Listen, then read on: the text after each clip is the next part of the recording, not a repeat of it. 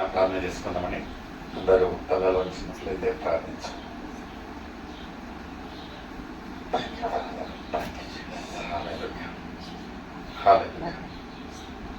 మమ్మల్ని అతి మిగిలిగా ప్రేమించిన మా ఒక ప్రియ తండ్రి, నీ యొక్క ప్రశ్నాంటి స్తోత్రం రాజా.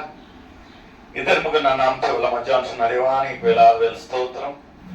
ఎవరికి లేని యొక్క ధన్యత మాకు అనుగ్రహించిన దేవా, నీకు వేలాది స్తోత్రం. ప్రభు, మీకు ఎంత వ్యతిరేకంగా ఎంత ఆయాసకరమైన క్రియలు చేసినను ప్రభువ, మీరు మమ్మల్ని ఎంతగానో ప్రేమించిన విధానం కొరకే స్తోత్రం. మరొకసారి మీ యొక్క సన్నిధిలో మమ్మల్ని చేర్చిన విధానం కొరకు నీకు వేలాది స్తోత్రం ప్రభా. ప్రభా, ఈ యొక్క కుటుంబీకులు ఎంతగానో ప్రేమించి ప్రభా, ఈ యొక్క 3వ మాసంలో 3వ రోజున ప్రభా, ఈ యొక్క 3వ ఉపవాస ప్రార్థన వాళ్ళు జరుపుకుంటుండగా ప్రభా, వాళ్ళ మొరలను ఆలకించండి, కొరతలను తీర్చండి ప్రభా, వాళ్ళకు విన్నపాలను ప్రభా మీరు అంగీకరించండి రాజా. మీ యొక్క కృప, మీ యొక్క ప్రేమ ద్వారా ప్రభా, పాటల ద్వారా మిమ్మల్ని ఆరాధించున్నాము, ఆరాధన ద్వారా గణపరిచున్నాము. వాక్య సందేశంలో వెళ్తుండగా ప్రభా, యొక్క యోగ్యత లేని వాళ్ళం ప్రభా, అయినను మీరు ఎన్నుకున్న విధానం కొరకు నీకు వేలాది స్తోత్రం. మీ యొక్క కృప, మీ యొక్క ప్రేమ ద్వారా ప్రభా కావాల్సిన విశేషమైన ఒక పరలోక జ్ఞానంతో నింపుతారంటూ, మీరే నడిపిస్తారంటూ సకల మహిమ మీకే చెందేలాగిన యేసయ్య పరిశుద్ధ నామం అడిగి వేడుచున్నాను తండ్రి, ఆమేన్. హల్లెలూయా. దేవునికి స్తోత్రం కలుగును గాక. ఈ యొక్క మూడవ ఉపవాస ప్రార్థన, ఆఖరి ఉపవాస ప్రార్థన అనుకుంటాను కగారు ఇంట్లో. పోయిన వారము మనము ధ్యానించిన ఒక వాక్య భాగం ఏముంటున్నది ఎవరికైనా తెలుసండి?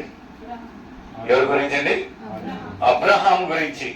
అబ్రహాం గురించి దేవుడు ఎందుకు అబ్రహామును నా స్నేహితుడు అని పిలుస్తాడు, ఎందుకు అంత విశేషంగా ఆయన ఒక ప్రత్యేకత ఏముంటున్నది అనేది అబ్రహాం గురించి మనం తెలుసుకున్నాము.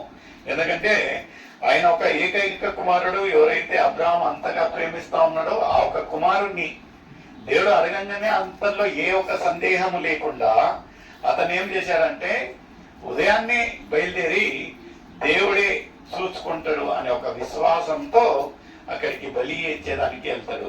అయితే నిజంగా ఆత్మీయంగా మనం ఎలా ఉంటున్నాము?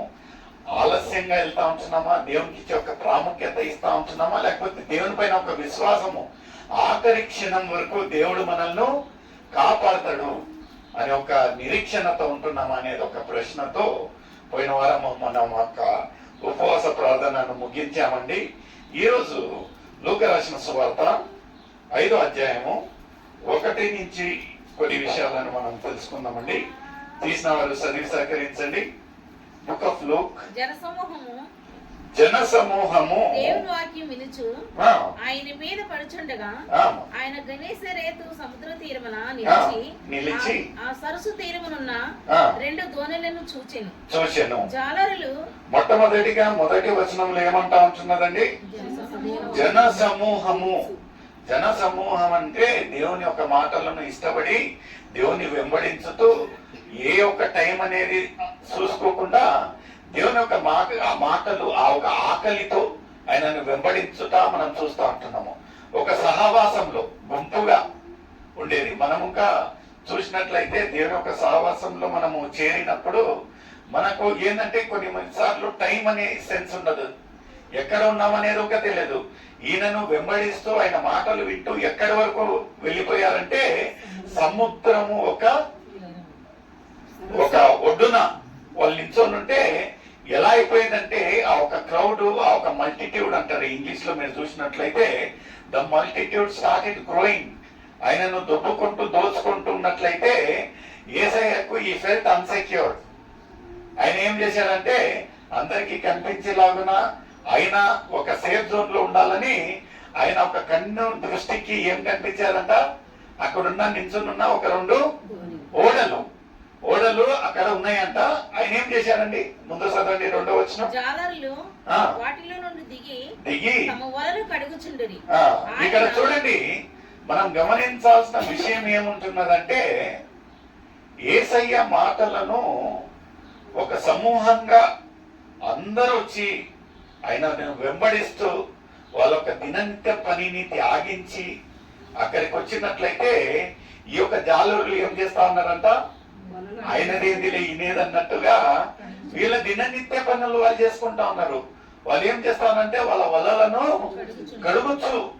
చూడండి, మనం ఇంకా మామూలుగా బయట వెళ్తా ఉంటాము, మార్కెట్ లో కానీ వీధిలో కానీ ఎక్కడన్నా ఒక కొంపు ఉన్నదనుకోండి, మన అనవసరం అనిపించినను మనం ఏం చేస్తామంటే ఒక 2 నిమిషాలు ఏందో చూసి వెళ్తాం కదా, ఎందుకంటే అది హ్యూమన్ సైకాలజీ.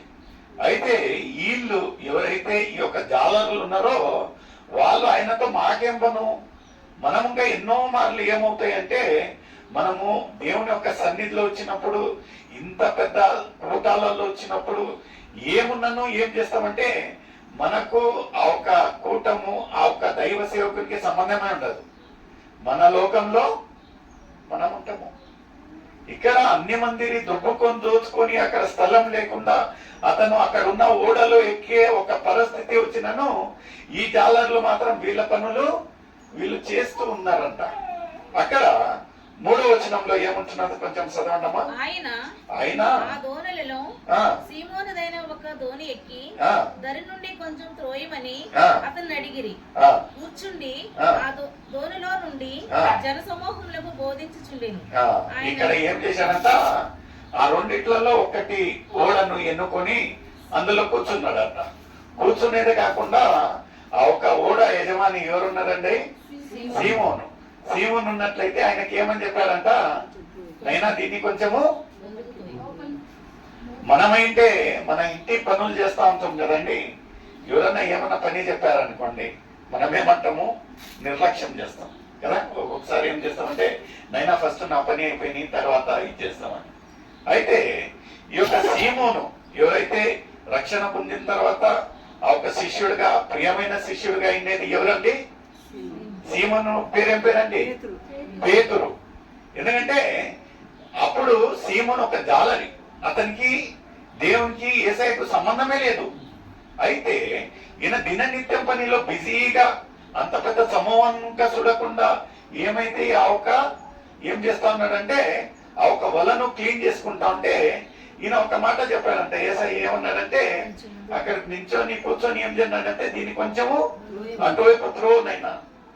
అయితే పేతురులో ఒక ఇష్టకరమైంది, సీమనులో ఇష్టకరమైంది ఒక విషయం ఏముంటున్నదంటే ఆ పనులన్నీ పక్కన పెట్టేసి ఏం చేశాడంట, ఫస్ట్ యేసయ్య చెప్పిన పని చేశాడంట. చూడండి, ఆయన ఏంటంటే ఈ పని తర్వాత చూస్తాము అని నిర్లక్ష్యం కానీ ఆలస్యం కానీ ఏం చేయలేదండి. అతను మన ఒక దిననిత్యము మనం ఎప్పుడన్నా సావాసంలో ఉన్నట్లయితే ఏదో ఒక చిన్న చిన్న పనులు ఉంటాయండి. దేవుడు మీతో పదే పదే మాట్లాడుతూ ఉంటున్నాడు, బిడ్డ ఈరోజు ఉపవాస ప్రార్థన ఉంటున్నది, బిడ్డ ఈరోజు 1 గంటకెలా మనము కలుసుకోవాలి, బిడ్డ నీ పనులు ఏమేమి ఉంటున్నాయి అన్ని సరిదిద్దుకో, 1 గంట సమయానికి నువ్వు దేవుని యొక్క సన్నిధిలో చేరు, నేను నీకంటే ముందుగా వేచి ఉంటున్నాను, మీరు వస్తారా అని చూస్తూ ఉంటున్నాను, మిమ్మల్ని ఆస్వాదించాలని నేను వచ్చి ఉంటున్నాను, మీ విన్నపాలను అన్నిటను ఉత్తరం చేయాలని నేను వస్తా ఉంటున్నానని యేసయ్య పదే పదే మనల్ని మాట్లాడుతూ ఉంటే మనలో ఉండే ఒక నిర్లక్ష్యం, మనం ఏం చేస్తామంటే సరేలే చూస్తాంలే చేస్తాంలే. అయితే ఈ యొక్క సీమోను ఆ తర్వాత ఆయన పేతురులో ఒక విశేషత, ఎందుకంటే సీమోను పేతురును ఏమంటాడంటే ఒక బండగా కదా, నా ఒక సంఘాన్ని ఎక్కడ కడతానన్నాడు, బండ పైన. ఎంత గొప్ప ఒక విషయం, ఎందుకంటే ఎవరైతే యేసయ్య ఎవరు అని బొంకాడో, నాకు తెలియదని బొంకాడో చెప్పారో, ఒక్కసారి కాదు 2 సార్లు కాదు 3 మార్లు చెప్పారో, అయితే దేవుడు అతన్ని ఎంతగా ప్రేమించి ఏం చేశాడంటే ఆయన విశేషమైన ఒక సంఘంగా అక్కడ విశేషంగా వాడుకున్న విధానం మనం చూస్తూ ఉంటున్నాం. ఎందుకంటే the first impression is the best impression. ఇక్కడ ఎవరు అనేది తెలియదు, ఆయన ఎవరు, అరే నా ఒక పర్మిషన్ లేకుండా ఓడ ఎక్కాడు, నా ఒక పర్మిషన్ లేకుండా ఓడ ఎక్కిందే కాకుండా నాకు పని పెడతా ఉంటున్నాడు. ఒక ఓడ యజమానిగా నాకేమంటా ఉంటున్నాడంటే నైనా ఈ యొక్క ఓడను కొంచెము ఆడి వరకు త్రోవనేనా అంటే ఈయన ఏ ఒక్క నిర్లక్ష్యము ఏ ఒక్క ఆలస్యం లేకుండా లోమన్నాడు. దేవుని ఒక మాటలను లోమన్నాడు. చిన్న పని పెద్ద పని అనేది ఏం లేదు. మేము ఎందుకంటే ఫిషర్మెన్ ఆర్ వెరీ వెల్తీ, నాకు తెలుసో లేదో కానీ చేప పట్టే వాళ్ళు